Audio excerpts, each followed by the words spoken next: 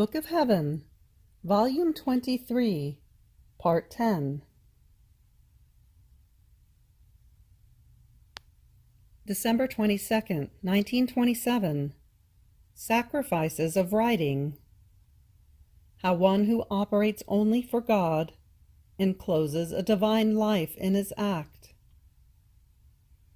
How one who is chosen for a mission encloses all the goods that others must receive. How all redeemed ones turn around the celestial Mama. The creation, mirror of man.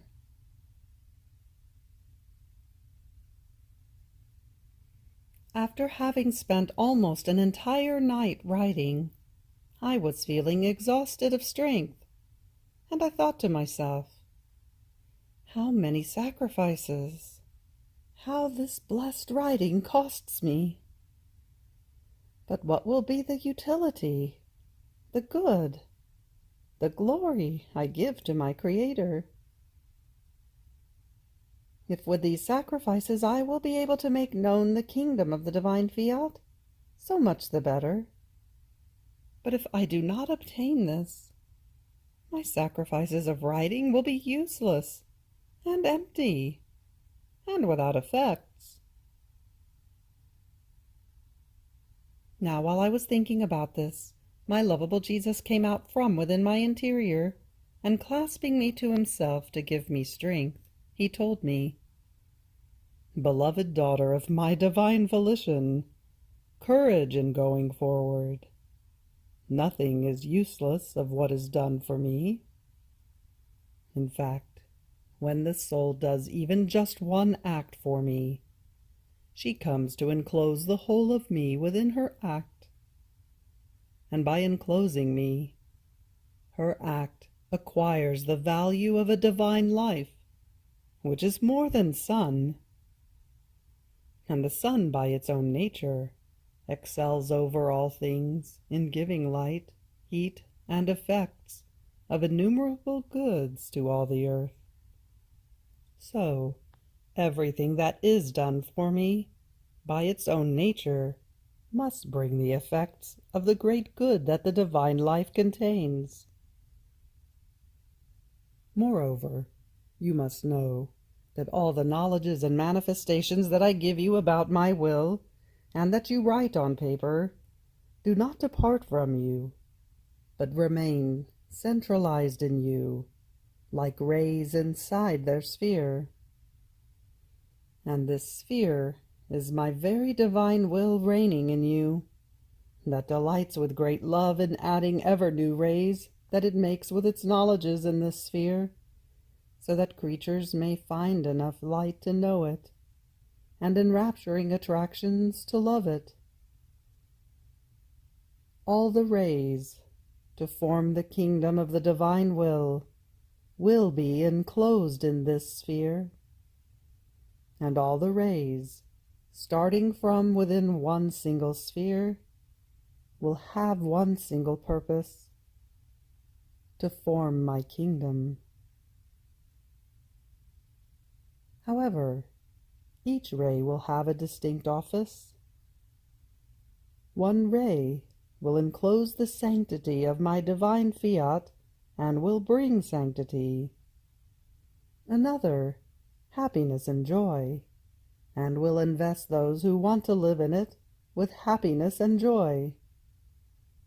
Another ray will enclose peace, and will consolidate all in the peace. Another, strength. Another, light and heat. And the children of my kingdom will be strong, will have light to do good, and to flee from evil, and ardent love, to love what they possess. And so with all the other rays that will start from within this sphere. Now, all the children of my will be invested by these rays. They will move around them. Even more, each ray will feed their souls, and they will suckle from them the life of my Fiat. So, what will be your happiness in seeing all the good, the happiness, the sanctity, the peace, and everything else descend into the midst of the children of my kingdom from inside your sphere, by virtue of these rays? And then the complete glory that these creatures will give to their Creator for having known the kingdom of my will ascend again within those very rays. There is no good that will not descend through you, by virtue of the sphere of my will placed in you, nor glory that will not ascend again along the same way.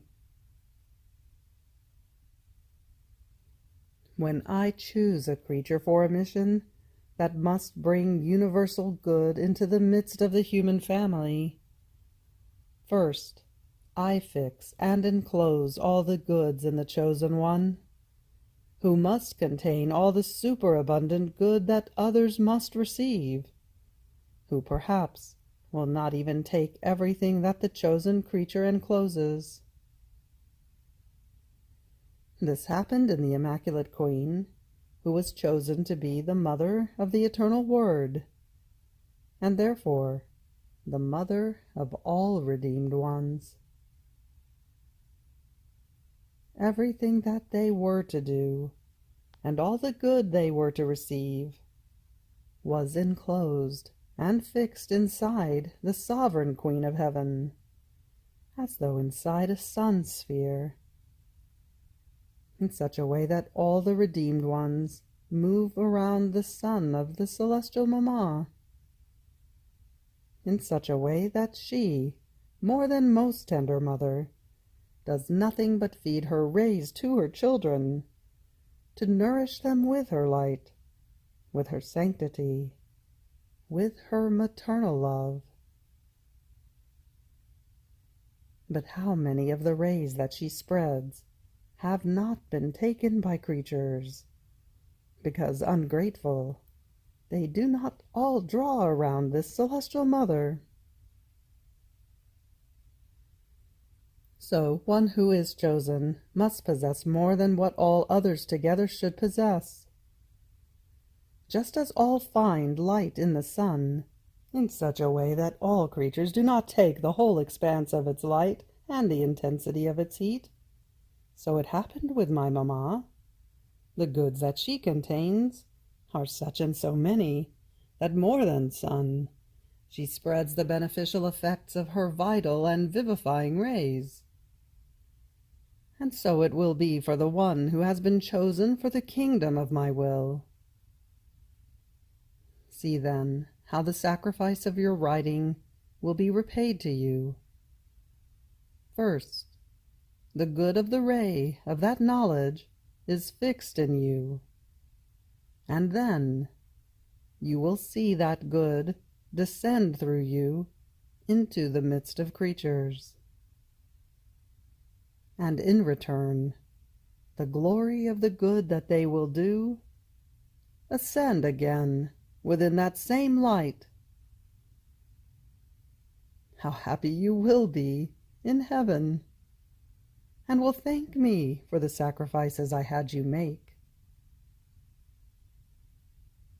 My daughter, when a work is great, universal, and encloses many goods that all can enjoy, greater sacrifices are needed, and the one who is chosen to be the first must be disposed to give and sacrifice her life as many times for as many goods as she encloses, in order to give, together with those goods, her very life for the good of her other brothers.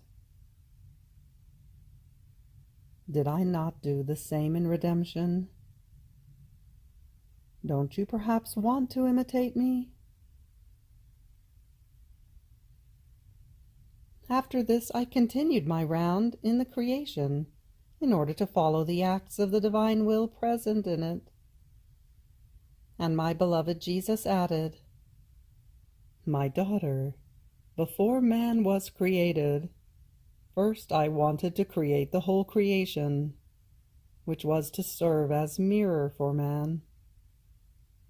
And as he would reflect himself in it, it was to serve him, so that he might copy within himself the works of his Creator. The copy of all creation that he was to make within himself was to be such and so great that all the reflections of it were to be seen in man like a mirror, and all the reflections of him in the creation. So they were to reflect themselves in each other.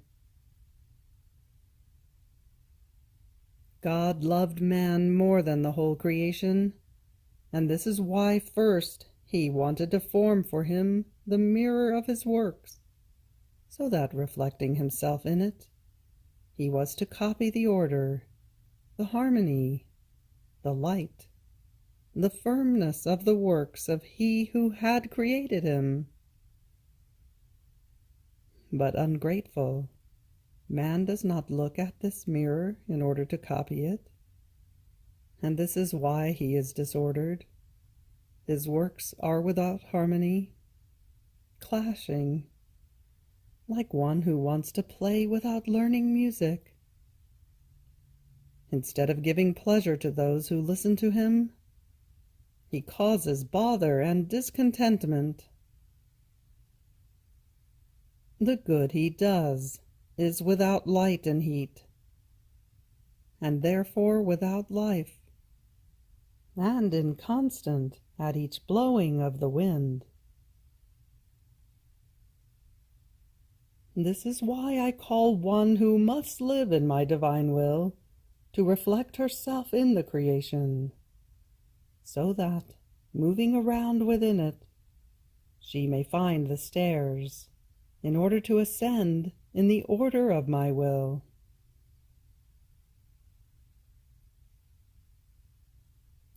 December 25th, 1927.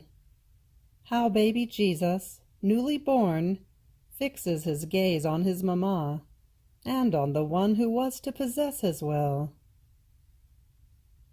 How in creation God placed his will as raw material.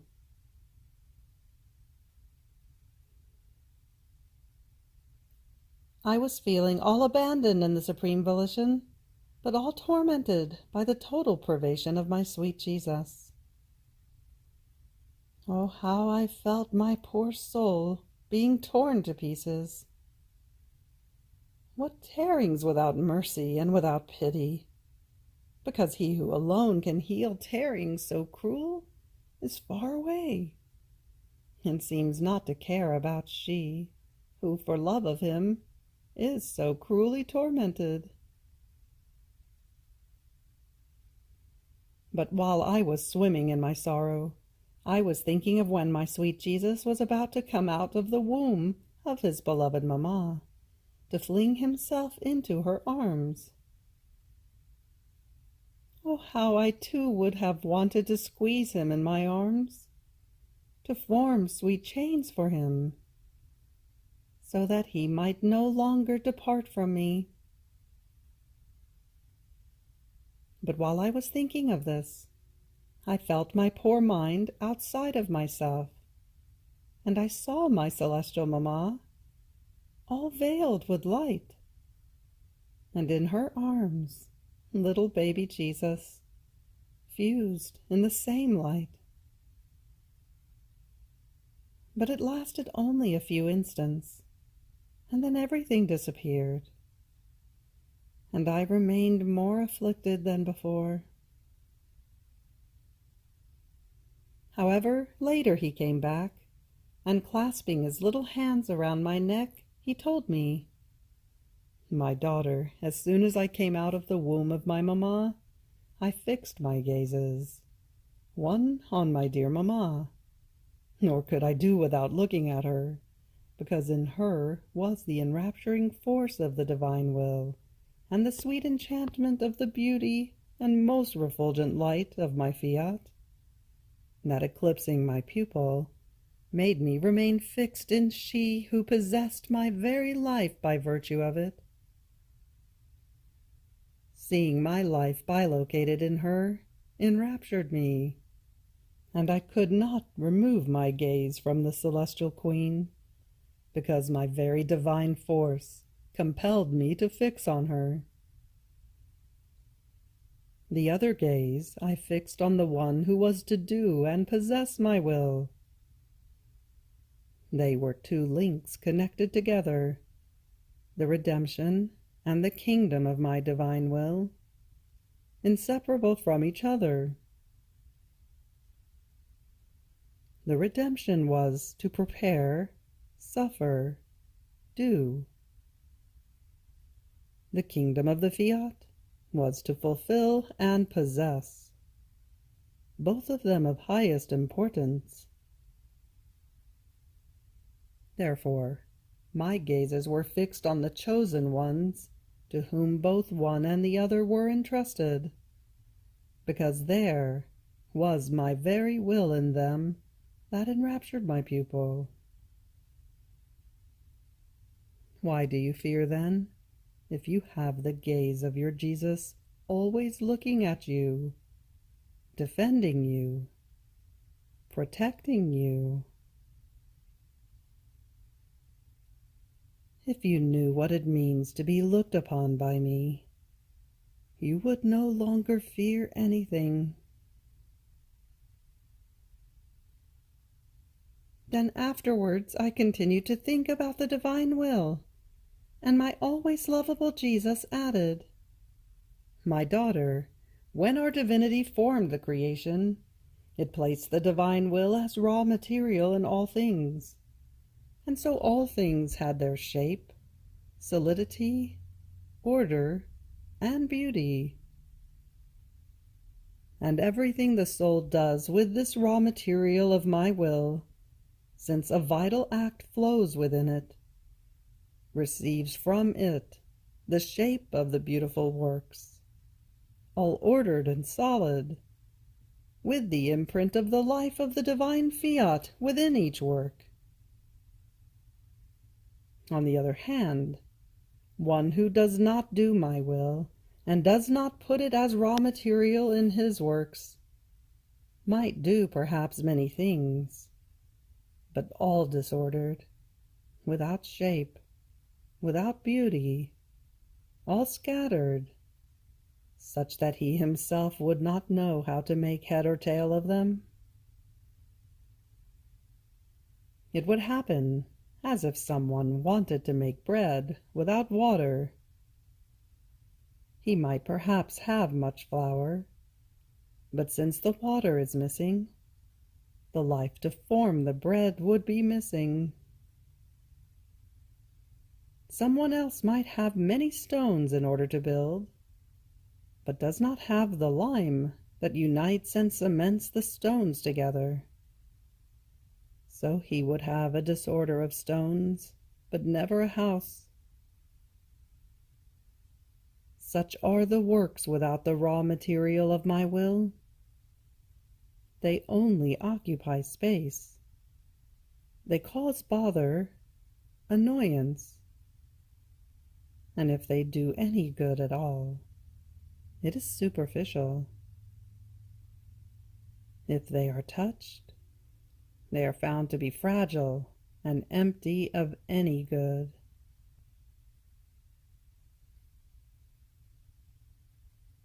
December 30th, 1927. How Jesus makes himself seen while sowing little lights in the field of the soul. Reason for the silence of Jesus. Immense value of the manifestations on the divine will. Divine and human characters.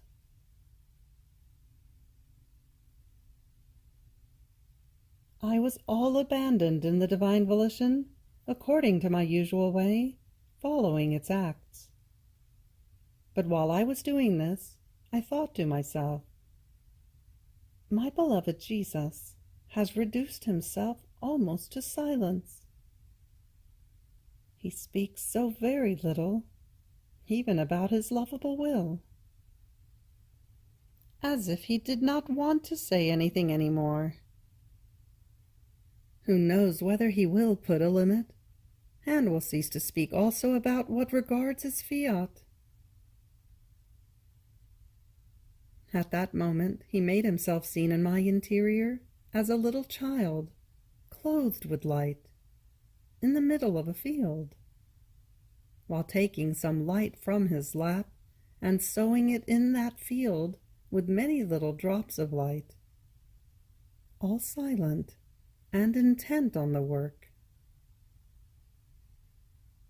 And seeing that I was surprised, he told me, "My daughter, all that you think now, you have thought from the time you were writing the 16th volume, that I would cease to speak about my divine will.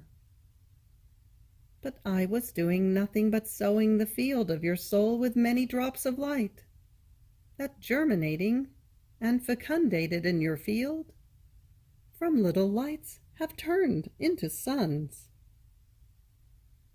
These suns are the many surprising manifestations that from that time until now I have made known to you about my will. Oh, how beautiful was the field of your soul, invested by these suns, one more beautiful than the other. It transformed completely into a divine field. All heaven was enamored by this field, and in looking at it, it felt its happiness being doubled.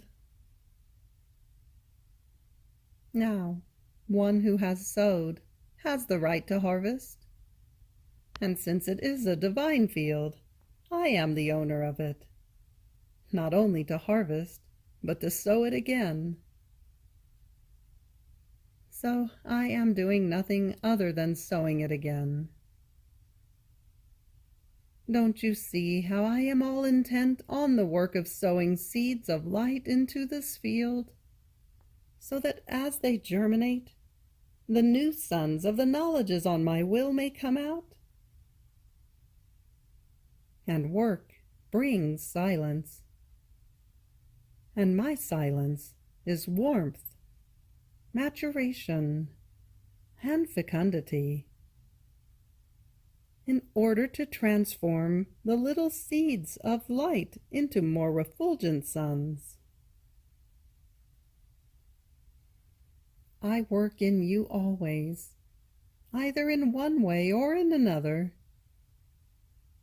The work of my divine will is long, and therefore I am always occupied, and I keep you occupied. So let me do and follow me. Then I felt all the weight of the silence of Jesus. I felt exhausted of strength, and I felt faint. And I thought to myself, why do these knowledges on the divine fiat require so much work of Jesus, and so many sacrifices? And Jesus, coming back, clasped me tightly in his arms to strengthen me, and added, "My daughter, if I wanted to work for a whole eternity in order to manifest a single knowledge on my divine will, it would not be enough. In fact, the value of a single one of them is such and so great, that if you wanted to make a comparison to see what contains more value, whether the starry heavens, or the sun, the sea, the earth, one single knowledge of mine has more value than the whole creation together. In fact, my knowledge is of immense value, infinite and without limit, and as it comes out of us, wherever it reaches, it generates and multiplies to infinity the good and the light it contains. It is the true regenerator of the divine life. On the other hand, the creation does not contain an immense virtue, and it is limited. This is why I spare neither work nor sacrifices, because I know all the value it contains, and the place in which I deposit it becomes for me my divine field, my throne, my altar. And my jealousy of love is so great that I never leave her free, and I work always to keep her all intent on me.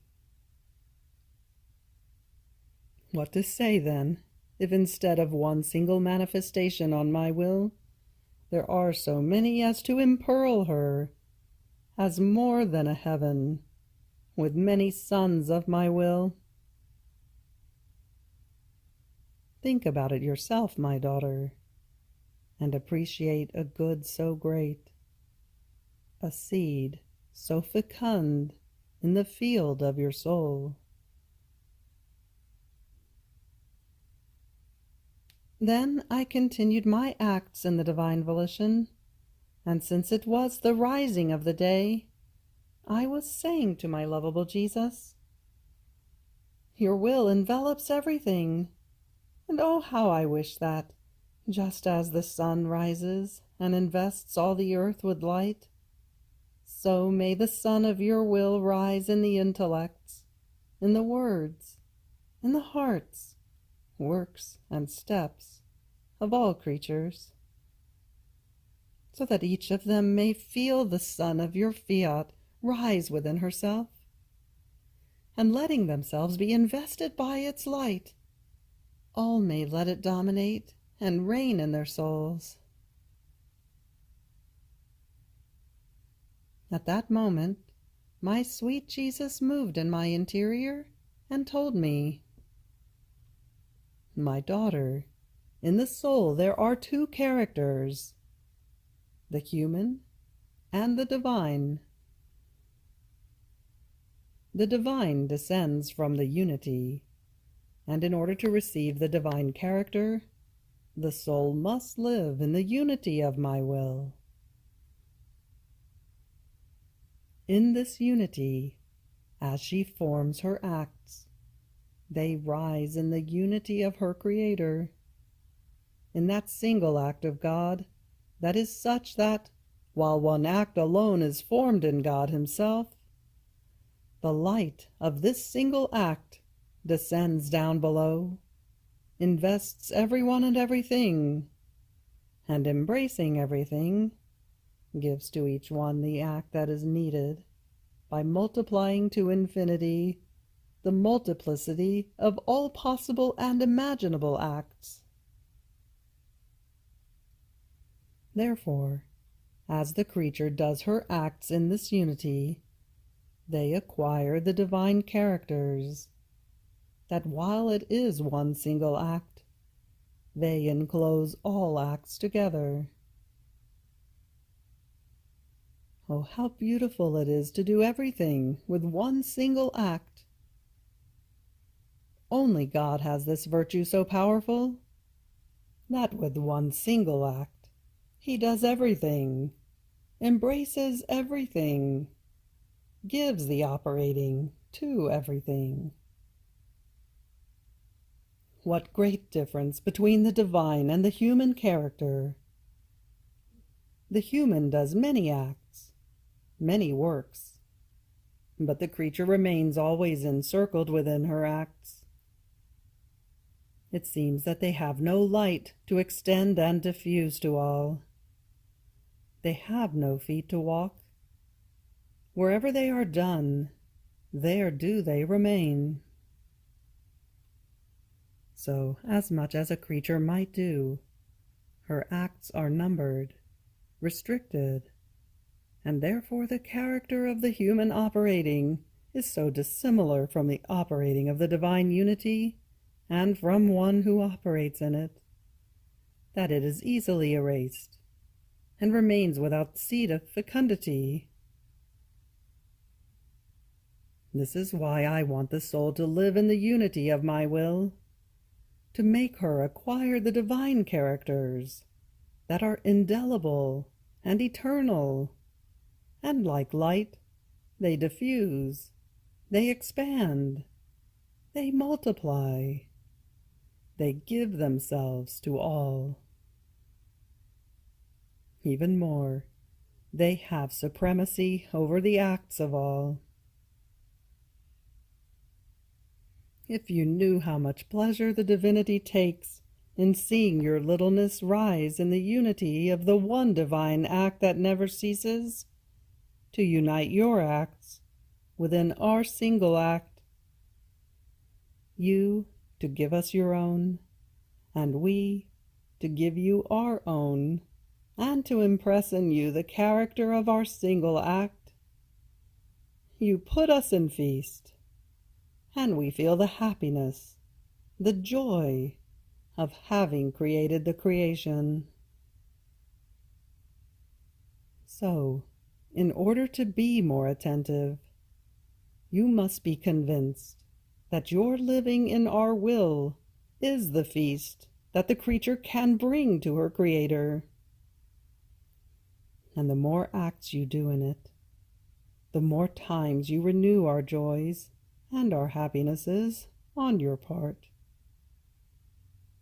And bringing us the whole creation on your lap, you give us the glory and the requital of love for its being created by us. You have reached the end of the Book of Heaven, Volume 23, Part 10. Fiat.